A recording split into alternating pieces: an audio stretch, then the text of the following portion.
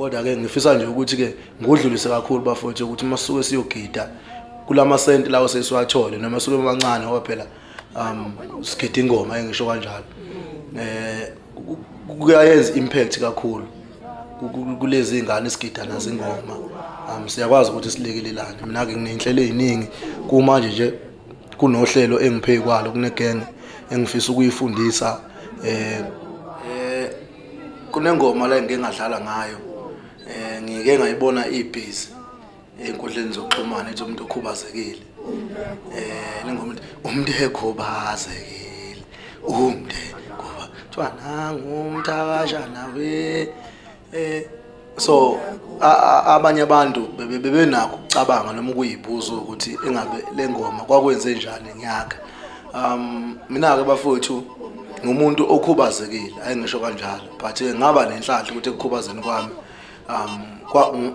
kwangaba into le ngiyifaka kakhulu ekhanda noma ehlezi ngibuza ngoba wami umqondo mina ngitshethi normal futhi ke ngisuke ngifisa ukuthi nalabanye abantu abaphela nezimo ezithize lento nakubona futhi kungabi into ezokwazi ukuthi igcine ba affecta begcine bengakwazi ukuthi be-achieve izinto abafisa ukuyi-achieve noma bephazamiseke nje kuphileni bafowethu ingcindezi esibhekana nazo iningi kakhulu kusho khona ukuthi ke lento yokukhubazeka kuyonto engiyifake kakhulu ekhanda kuphinde futhi kuzoba nama productions lawa ama-drama nama soap kanjalo nakhona lapho kukancane ukuthi ubone umuntu oyi-actor okhubazekile uma kwenzekile wakhona umuntu okhubazekile uzothola ukuthi uzodlala nje i-role ezoportraya like ukukhubazeka ngendlela engeyinhle noma ngendlela engekho mnandi yabo into kanjalo ama political parties njengamanje kuyakhankaswa kwenziwani siyacela ukuthi ni-recognize noma nikwazi ukuthi abantu abakhubazekile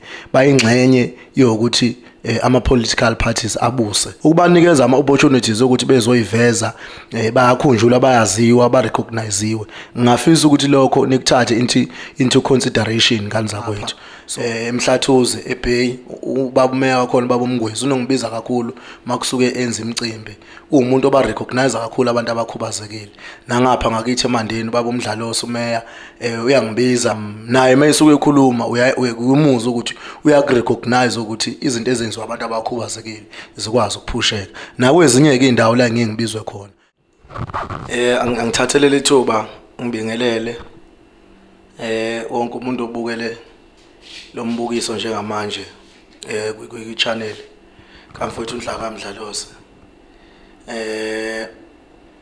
bafowethu Mthakashana lokhulumayo ucubuza umlenze sasaleke ngedwadi umthwalo wezona ungezona zakhe njengoJesus untomzakashabane enamakholanokayo ibongo zensizwa kwabafuthu ayifaka ushatini ayifaka inorox zima kanjalo nje kuza kwekhuza ukuhlaba engakahlabi uthambo lengonya lihlabele emzondayo uzoladuma emandeni kwafa abantu olundi ngiyanibingelela bafowethu naye inkalo zonke bafowethu ngithemba ukuthi unyaka noqale kahle nathi ayisingene kahle enyakeni ngifisa nje ukuqala ngokubonga bafowethu kubo bonke abantu abasimemile ukuthi sebeyingxenye yemicimbi yabo kulo December kusukela nge-23 kuze kuyoba nge-10 January ngifisa nje ukubonga kakhulu bafowethu ngifisa ukubonga kakhulu nje kanza kwethu kube kuhle sidlalile ngendlela esidlale ngayo basijabulela abantu siyabonga ngathi bengaphinde besibize futhi zonke indawo esihambelele bafowethu ngeke ngibale one by one namhlanje ke bafowethu kunenkulumo engifisa ukuthi nginithulele yona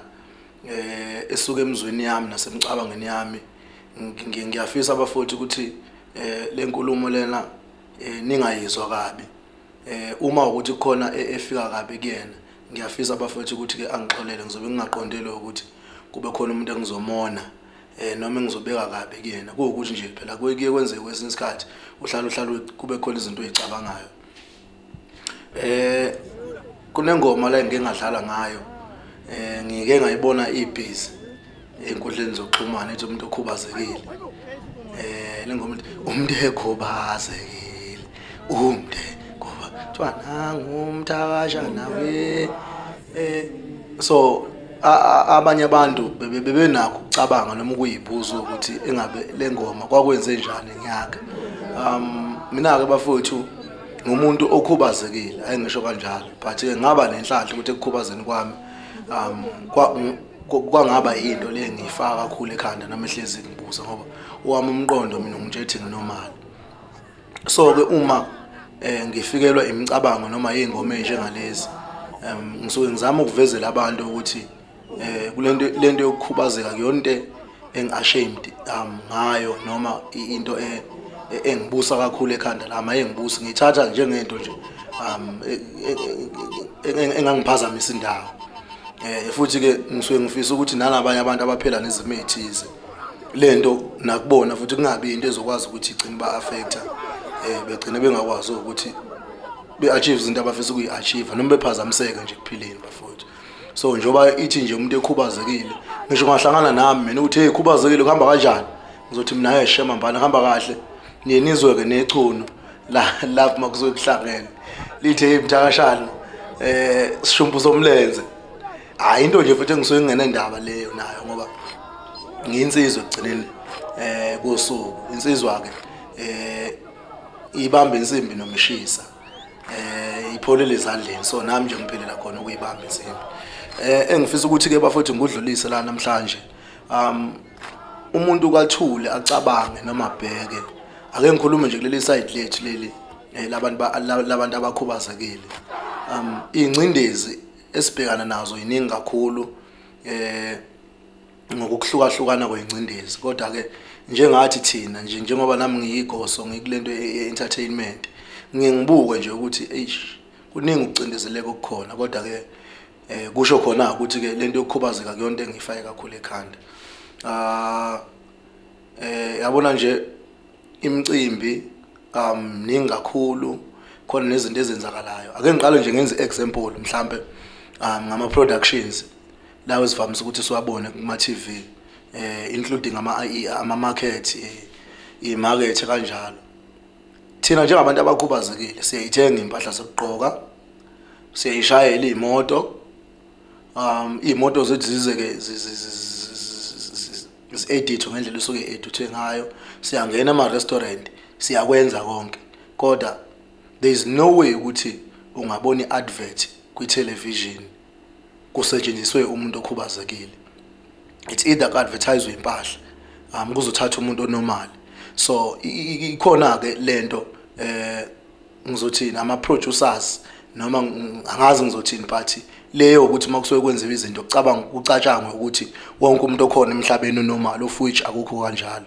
So ngingubuke nje nami lokho mangisuke ngihlalele ngedwa ukuthi kazi kwakha muphi umqondo kumuntu okhubazekile osekhaya ukuthi zonke izinto esizibonayo la kuma TV uyabona ukuthi zisuke zenziwe ngohlelo lokuthi ziqondene nabantu abanormal. Ngiyacabanga ukuthi ngabajabulisa nabantu abakhubazekile ukuthi bebone ngezinye izikhathi make advertise ibrand ethize mhlawumbe ngabe skipper engabe yini kube ukuthi leyo nto igqoke umuntu okhubazekile because nabo bangena ezitolo futhi bayasupporta ngendlela abasupporta ngayo bayabuka futhi nama TV. Kuphinde futhi kuzoba nama productions lawa ama drama nama soap kanjalo. Nakhona lapho kukancane ukuthi ubone umuntu oyi-actor okhubazekile. Uma kwenzekile wakhona umuntu okhubazekile uzothola ukuthi uzodlala nje i-role ezoportraya like ukukhubazeka ngendlela engeyinhle noma ngendlela engekho mnandi uyabo into kanjalo. So mhlambe kungaba izinto ezinjengobuthakathi uyabo kuvezwe ukuthi mhlambe kwenziwe iexample ngomuntu okhubazekile ukuthi into yobuthakathi kusho ukuthi noma into esasilwanyana kungayinto efana nomuntu okhubazekile.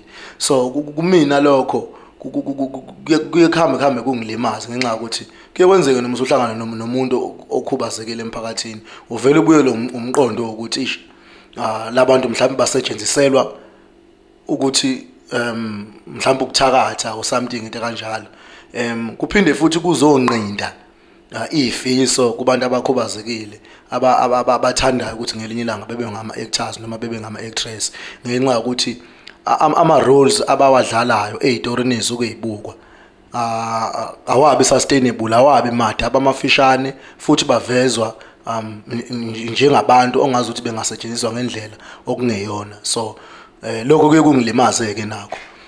Ngiyafisa nje ukuthi lento engiyikhuluma lana ikwazi ukufika yonke indawo la kufanele ukuthi ifike khona.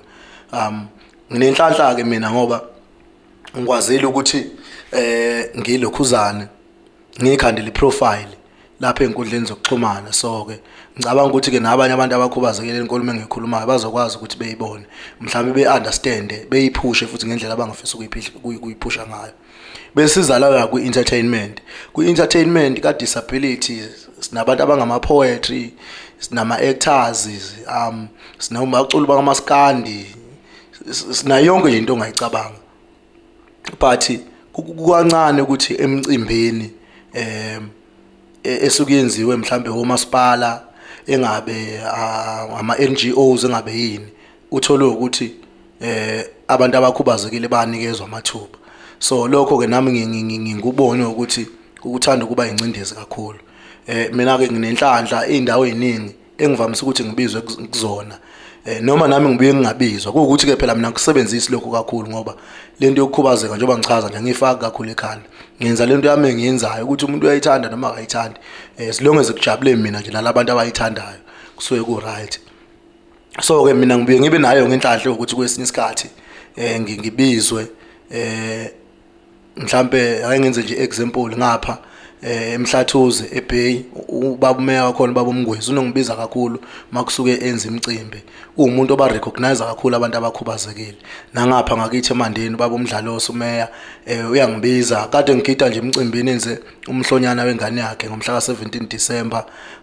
Naye mayisuke ekhuluma uyumuza ukuthi uyarecognize ukuthi izinto ezenziwa abantu abakhubazekile zikwazi ukuphusheka. Nakwezinye ke indawo la ngingibizwe khona, but sikhona isikhala la ukusibona ukuthini abantu la abakhubazekile kwi-industry le entertainment bathanda ukusalela ngemuva.